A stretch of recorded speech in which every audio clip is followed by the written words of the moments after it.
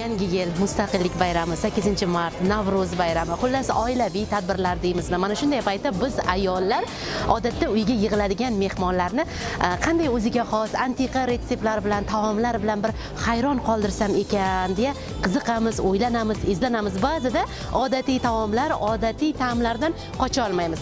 Bilasizmi, bugun mana shu tabiat qo'ynida bir-biridan ajoyib, antiqa, xushbo'y taomlarning hidi taralmoqda. Boisi bu yerda tog'-kon sanoatida mehnat qilib kelayotgan uzoq yillik tajribaga ega oshpazlar tomonidan o'zlarining bir ajoyib taomlarini taqdim etish orqali tanlov tashkil etilgan va albatta bizni tomosha qilib turgan aziz muxlislarimiz, ayniqsa ular orasidagi ayollar, uy bekalari, ajabmas, bugun o'zingizga yangicha ta'mga ega, siz ko'rmagan, sizni hayratlantiradigan va siz mehmonlaringizni hayron qoldiradigan taomlar retsepti bilan ham tanishib olasiz. Demak, jarayonlar juda ham qiziq, juda ham qiziqarli va albatta bizni kuzatishda davom eting. Navoiy kon-metallurgiya kombinati jamg'armasi tizimidagi oshpazlarning kasbiy salohiyatini oshirish, tajriba almashish va o'zaro hamkorlikni mustahkamlash hamda milliy taom tayyorlash san'atini targ'ib etish maqsadida ushbu tanlov tashkil etildi. Bugungi tadbirimizni tashkil qilishdan asosiy maqsadimiz, chunki 5 ta hududiy boshqarmamizdagi oshxonalarda ishchi xizmatchilar uchun ovqat pishiradigan oshpazlarni chaqirib, mahorat tanlov sinovini o'tkazish maqsadimiz edi. Xalqaro toifadagi texnolog oshpazlar uyushmasining nimasi, xalqaro toifadagi oshpaz, xalqaro toifadagi mutaxassislarni chaqirib, bu yerda shu tadbirimizni o'tkazish uchun kelishib, birgalikda hamma narsani tashkil qildik. O'tgan yil ancha 80 dan ziyod povurlarimizni chetdan nimalar chaqirgan holda o'qitdik, o'rgatdik. Yildan yilga tajribasini oshirib boryapmiz. Hozir mana bu mutaxassislarni chaqirishimizga sabab shu tajribalarni oshirib, ham bir-biridan o'rganish. Hamma oshpazlarimizga, hamma ishchi xizmatchilarimizga bir xil masalliq berilgan. Shundan o'zlarining fantaziyasiga qarab necha xil taom tayyorlab bilish san'atini ko'rmoqchimiz hozir bu yerga. Maqsadimiz ham shu. Navoiy, Zarafshon, Uchquduq, Nurobod va Zafarobod hududiy boshqarmalarining mahoratli oshpazlarini bir davraga jamlagan tanlovda Navoiy ovqatlanish kombinati omborxonasidan bir xil turdagi oziq-ovqat mahsulotlari tarqatildi. Ulardan necha turdagi va qanday taomlar tayyorlash esa oshpazlarning ijodkorligiga bog'liq.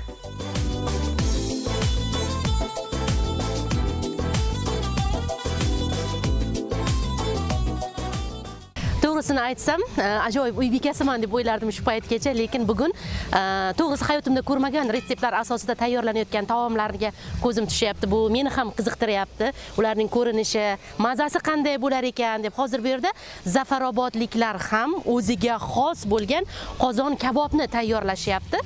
Mening diqqatimni tortgani qaynatilgan tuxumni yog'da qovurib olayotgan holatlarga ham ko'zim tushdi. Yigitali aka, xormang. Endi biroz sizni chalg'itaman, faqat ovqatingizni kuydirib yormagan tartibda. Ko'rinishidan juda ham mazali taom tayyor bo'layotganligiga guvoh bo'lishingiz mumkin albatta. Yigitali aka, o'zi necha yildan beri oshpazlik qilasiz? Hozir qarab turibman, xuddiki esingizni tanigandan beri qozon kapkir qo'lingizdagiday ish qilyapsiz-da. 22 yildan beri qovurlik qilamiz. 22 yil. Shunday. Hozir bu yerda bu qozon kabobda qarab tursam, go'shtning hammasidan bor. Qo'y go'shti, mol go'shti, tovuq go'shti, adashmasam. Misnoy asarti degani ana shu. Qozon kabobda asartisi. Bu endi bugun tanlov uchun maxsus tayyorlanyaptimi yo ilgari ham tayyorlagansizmi? Albatta, ilgari ham tayyorlaymiz. Hamisha. Bilasizmi, butun jamoaga taom tayyorlashning o'ziga xos mas'uliyati bor-da. Ayniqsa mana bu konchilar uchun bir kaloriyali, vitaminga boy bo'lgan, o'z ustingizda qanchalik ko'p ishlaydigan oshpaz ekanligingiz ko'rinib turibdi. Ko'proq taom tayyorlayotganda qaysi mahsulotlardan foydalanishga harakat qilasiz? Go'shtdan, kartoshka, ovushdan, мясnoydan, hammasidan masalan. Bugun tanlovda ham birinchi o'rinni olaman deb harakat qilayotganingiz ko'rinib turibdi va bilamizki, O'zbekiston oshpazlar uyushmasidan vakillar kelib bir necha kundan beri amaliy seminarlar, o'quv mashg'ulotlari o'tayapti-da. O'zingizga biror bir yangilik oldingizmi? 22 yillik oshpaz bo'lsangizda. Albatta, albatta. Fikr almashamiz, bilmaganimizni o'rganamiz. Yangilik yaratamiz-da. Xorijiy taomlarni o'rganamiz shu yerga bulardan. Bu yarim soat 40 minutga tayyor bo'ladi, xudo xolasa. Juda ham yaxshi, mehmonlarni kutishga o'ziga xos bo'lgan taom ekanligi ko'rinib turibdi. Va yana Yigitali aka, taom haqida gap ketganda, bilasizmi, Navoiy viloyati ko'plab sayyohlarni o'ziga jalb qilayotgan hudud hisoblanadi-da va kelgan sayyoh borki, mana shu hududning o'ziga xos bo'lgan bir milliy taomi qanaqa ekan degan qiziqish bo'ladi-da. Biza G'ijdondan asli G'ijdon shashliklari, qozon ko'plari hamisha hamma joyga bor. O'zingiz shunaqa festivallarda ishtirok etgansizmi, respublika miqyosida yoki xalqaro miqyosida? Xalqaro miqyosida yetganmiz, birinchi o'rin olganmiz 2022-yil. Qayerda bo'lgan? Zarafshonda bo'lgan. Qarang, men uchun qiziqda, Yigitali aka, 22 yillik oshpazsiz, xalqaro festival tanlovlarda qatnashgansiz. Misol uchun har bir ijodkor o'zining bir muallifligi asosidagi asar yaratadi-da, oshpazlarni ham bir ijodkorga qiyos qilaman-da, chunki yangidan yangi ta'm retseptlarni o'ylab topishga qiziqadigan oshpazlar ko'pchilikni tashkil qiladi-da. Siz ham o'zingiz yaratgan biror retsept, biror taom bormi? Maqtanib ayta oladigan. Albatta, mana shuda endi. Ana shuda. Demak, yarim soat 40 daqiqadan so'ng tayyor bo'ladi taomimiz. Aynan Yigitali akaning qalamiga mansub deb ayta olaman. Muallifligi asosida tayyorlanayotgan maxsus qozon kabob. Mazasiga baho beramiz. Assortiment qozon kabobda bu. Assortiment. G'ijduvonskiy bo'libdi-da bu yo'g'i. Yashang.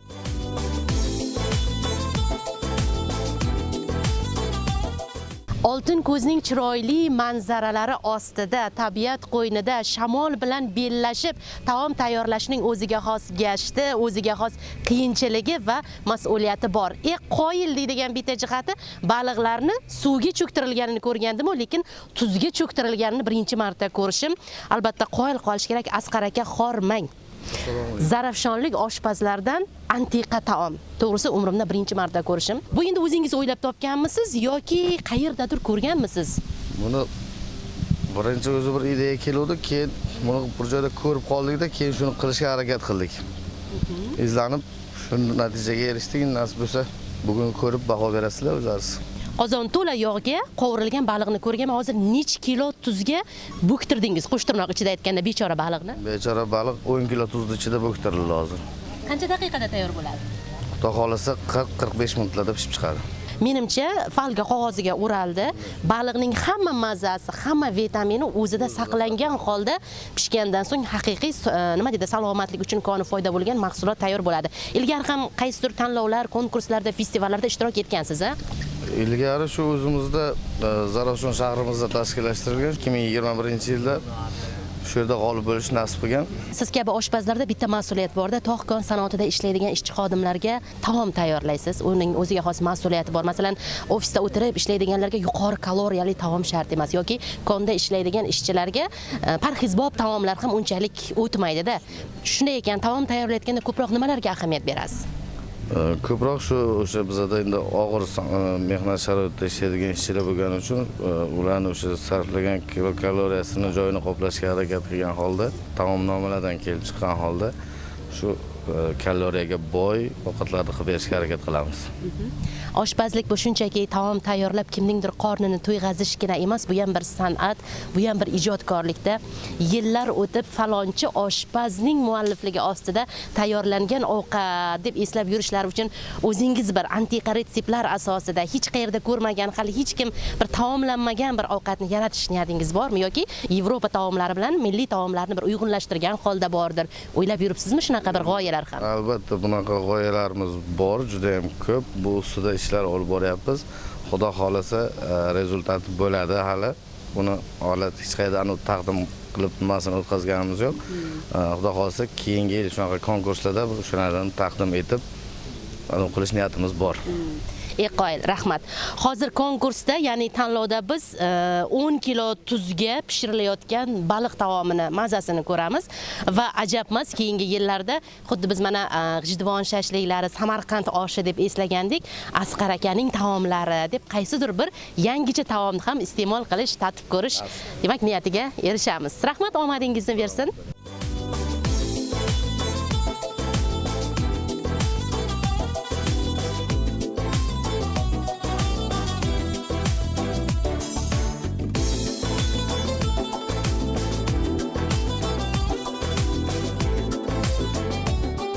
Bay.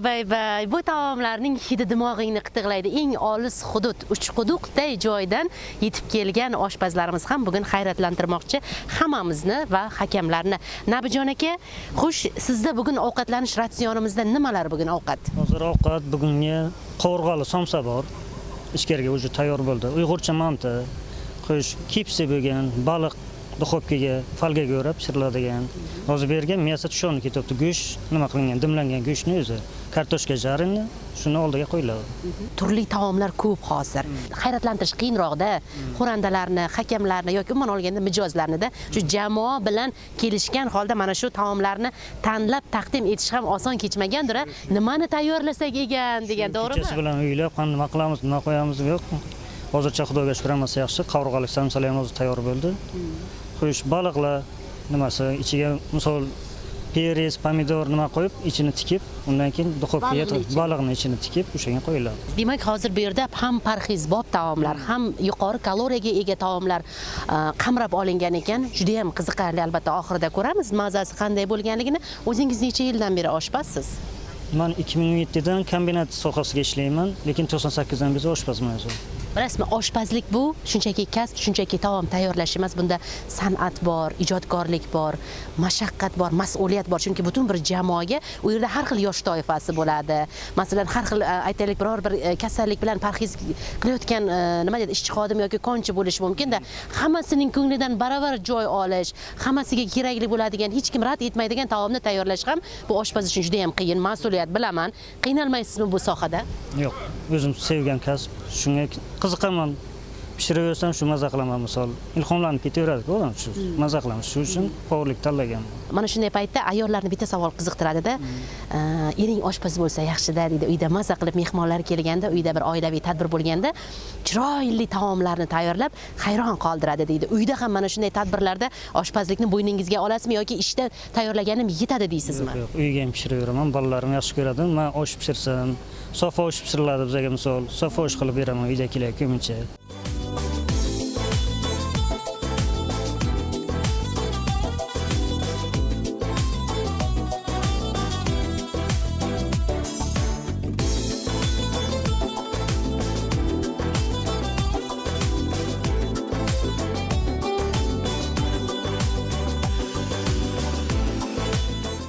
Mustafa oshpazimiz bugun rang-barang mantilar bilan hayron qoldirmoqchi. Bunda qanaqa mantilar endi bir-biridan ajoyib, bir-biridan antiqa ko'zim tushyapti-da?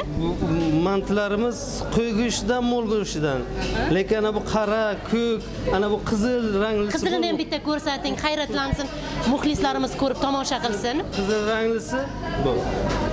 Bular hammasi tabiiy, hech narsa sun'iy narsa qo'shilmagan. Bularga ana qizil lavlagidan, keyin zelindan taxlangan bunisi aktivni ugul, endi u hamma ishning sog'ligi uchun foydali. O'shalardan tayyorlangan. Bu oddiy xamirimizdan, 3 xil, 4 xil xamirdan tayyorlaymiz. Xuddi shu narsani o'zi lapsha qilib kesib, shuni ham ko'rsataman. Shuni ham lapshadan kesaman. Faqat qarasini qo'shmaymiz, chunki kosada yaxshi chiroyli ko'rinmaydi. Bu anaqa nima deydi, bir amaliyot sifatida hozir ko'rsatyapsiz. Ha, shuni amaliyot sifatida buni xo'sh, umumiy ovqatlanish o'sha korxonalarimizda ishlatish mumkin, mehmonlarda ishlatish mumkin bo'lgan narsa bo'lishi mumkinligini isbotlab bermoqchiman shu bilanda. Demak, bu yerda taomlarning nafaqat mazasi, balki xuddi mana shunday chiroyli ko'rinishi, sog'lik uchun koni foyda ekanligiga ham e'tibor qaratilyapti. Qonda gemoglobin miqdorini ko'paytirishga ham yordam beradi qizil lavlagidan. Endi mantilarni olovga jo'natib yuboramiz. Va 45 daqiqadan so'ng ko'ramiz qanday chiroyli va mazali mantilar tayyor bo'lishiga baho beramiz.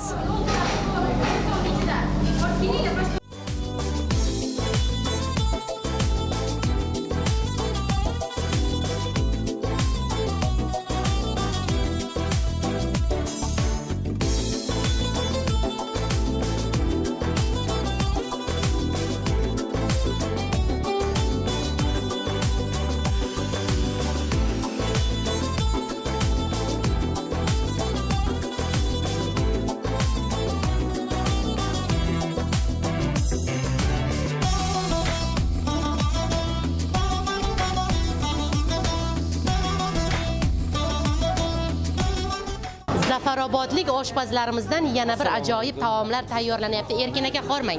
Bor bo'ling. Bugun hakamlarni, xo'randalarni qaysi taom bilan siylamoqchisiz? Bizda taomlar turi ko'p bo'lmoqda.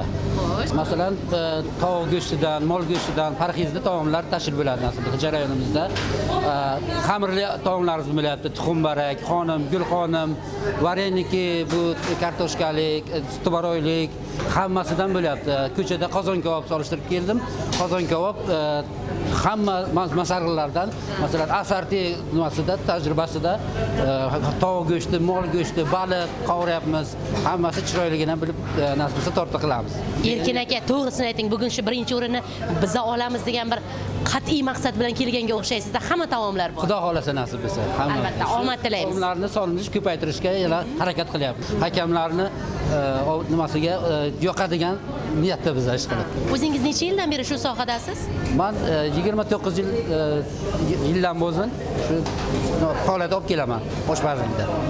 Xulosa qilish mumkinki, 29 yillik oshpaz ko'zlaringizni yumib ovqatlarni mazali qilib pishiradiganga o'xshaysizda. O'zingizning birorta brend taomingizni, retseptingizni yaratganmisiz yoki maqsad qilganmisiz? Bo'lgan, bunaqa holatlar bo'lgan. O'zimda har xil taomlarni pishiradigan paytda masalan o'ylab o'zimdan ixtiro qilib taomlarim bor 5-6 ta, xudoga shukr. Bor, hammasi bor. Omad tilaymiz, birinchi o'rinni oling.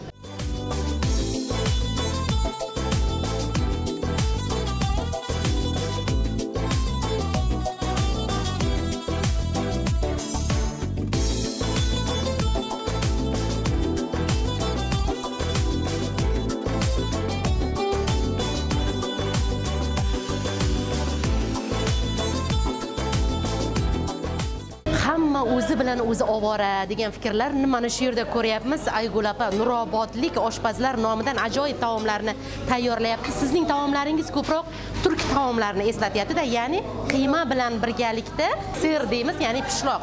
Bu juda ham mashhur taomlardan biri hisoblanadi. Demak, bugun o'ziga xos bo'lgan, ta'mga ega bo'lgan taomlarni taqdim etmoqchisiz. Bularning nomi nima deb ataladi? Nega aynan bu taomlarni tanladingiz? Biz qilayotgan taomlarimiz Yevropalashgan holatda bo'lyapti.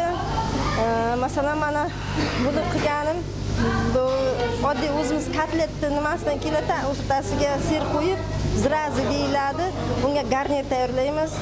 Yana bizda tayyorlagan antiqa go'shtlarimiz bor, tovuq go'shti va mol go'shtidan qilinyapti. Keyin shularni masalan mana gulkaramlardan qilyapmiz. Gulkaramlarni antiqa holatlarini qilyapmiz. O'zimiz fantaziya yaratib.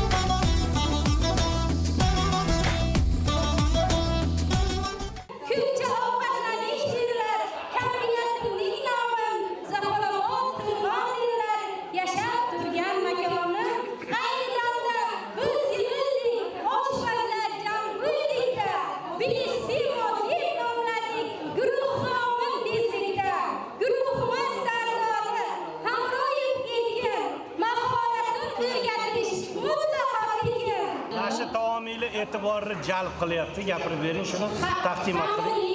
Taomlarimizni hammasini jamlab, asar ro'latiga keltirdik biz buni. Nima tuxumbarak? Tuxumbarak, qaynatib. Xorazmmi tuxumbaragi yo Navoiyda ham bormi? Navoiy, Buxoro tuxumbaragi. Ularning ichida ko'k dana bor. Keling. Olib keling, pastga. Sovib qo'ygana ozgina. Ozgina. Qayish qaylasi. Tegida xamiri. Kartoshkasi juda ham mazali chiqqan. Bu duxovkada yopib pishirilgan. Xom kartoshkani tilim-tilim qilib kesilib, ana undan keyin uni marinatlagan. Nima bilan marinatladinglar? Tuz, murch, yog', ozgina yog' qo'shdinglar. Paprika. Paprikadan qo'ydilar. Paprika, aha. Keyin duxovkaga qo'yib pishiriladi. Duxovkaga qo'yib pishiriladi. Demak, nihoyat Zarafshonga yetib keldik. Bu yerda esa Fire Show bo'lyapti. Dasturxonimizda uchoq yo'qolishdi qizlar. Buni qozonda pishirdinglar, men ko'rdim hali qozon boshiga borib. Bu riba so'yli, ya'ni tuzni ichida tayyorlangan Ozod bizani usta oshpazimiz ham mahorat darsi ko'rsatadi. Sal boshqacharoq. Buni ko'rasiz. Olqishlar bo'lsin. Show uchun. O'zimizni g'ijduvon chosh. Qanaqa? O'zimizni g'ijduvon chosh, milliy g'ijduvon choyxonami? Choyxona. Aytinglar shuni.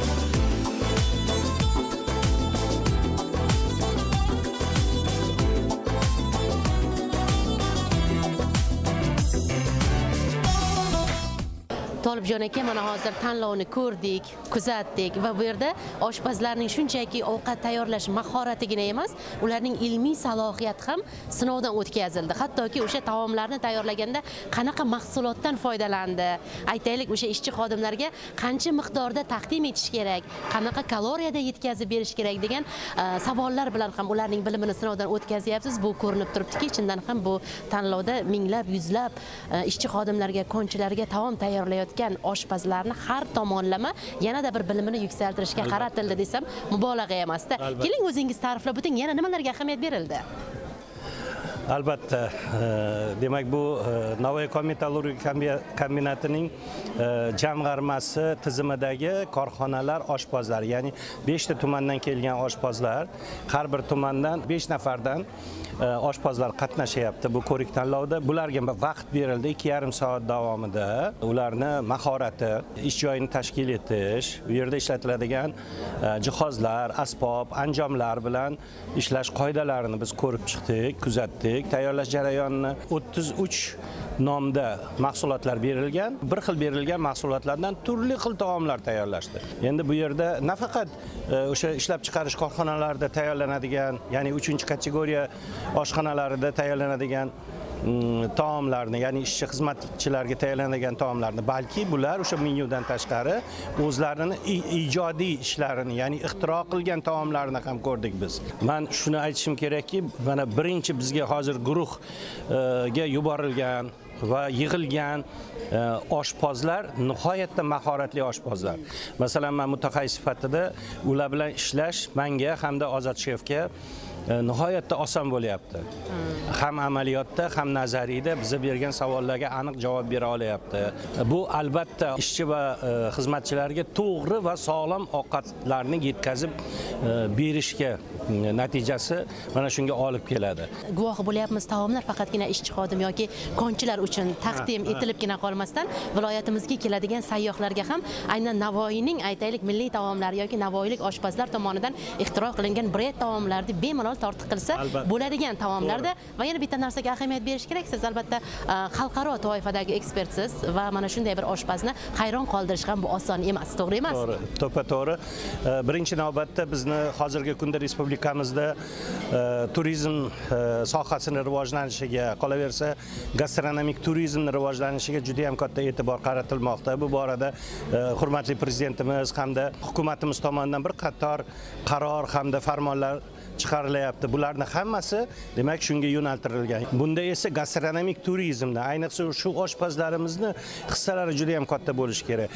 Ayniqsa bular ishlab chiqarish korxonasida ishlaydi, lekin xorijiy mamlakatdan kelgan mehmonlarni kutib oladigan, ularni ovqatlantiradigan restoranlar va boshqa turdagi umumiy ovqatlanish korxonalari mavjud Navoiyda ham. Hamma tumanlarda bor. Mana shu yerda ham albatta yangiliklar kiritish kerak. O'sha Yevropa taomlarini ham tayyorlash kerak. Masalan, o'sha chet eldan kelgan, misol uchun italiyalik o'zini pastasini iste'mol qilgisi kelib qolishi mumkin. Menga pasta pishirib bering deyishi mumkin. Yoki bo'lmasa Fransiyadan fransuz sho'rvasini tayyorlab bering deyishi mumkin. Masalan, ularning eng mashhur piyozli sho'rvasi bor. Butun dunyoga mashhur bu sho'rvasi misol uchun. Yoki bo'lmasa gruzinlarning mana chaqaq biylisi. Bugungi kunda mana chaqaq biyli tayyorlashdi. Qolaversa o'sha sabzavotli, qo'ziqorinli, keyin ana marjumakli, chechevitsali deymiz, sho'rvalarni, ya'ni bugun ham tayyorlashdi agar e'tibor bergan bo'lsangiz, krem sho'rvalarni tayyorlashdi, bo'tqa sho'rvalarni tayyorlashdi, sup pyurelarni. Bu ham albatta shu mehmonlar uchun ayni muddao bo'ladi deb o'ylayman. Bir-biridan chiroyli bezatilgan, mazasi og'izda qoladigan taomlarni baholash hakamlarga oson kechmadi. Natija quyidagicha e'lon qilindi. Zafarobodlik oshpazlar eng zo'r mahoratli oshpazlar guruhi, zarafshonliklar esa eng chiroyli bezatilgan dasturxon, uchquduqlik oshpazlar jamoasi eng zo'r milliy taom uchun, Navoiy shahri oshpazlari eng zo'r Yevropa taomi uchun va Nurobodlik oshpazlar jamoasi eng chiroyli taomlar taqdimoti uchun nominatsiyalar bilan taqdirlanishdi. Bir xil mahsulot, har xil taom. Bu mahorat, mas'uliyat, san'at va ijodkorlik namunasidir.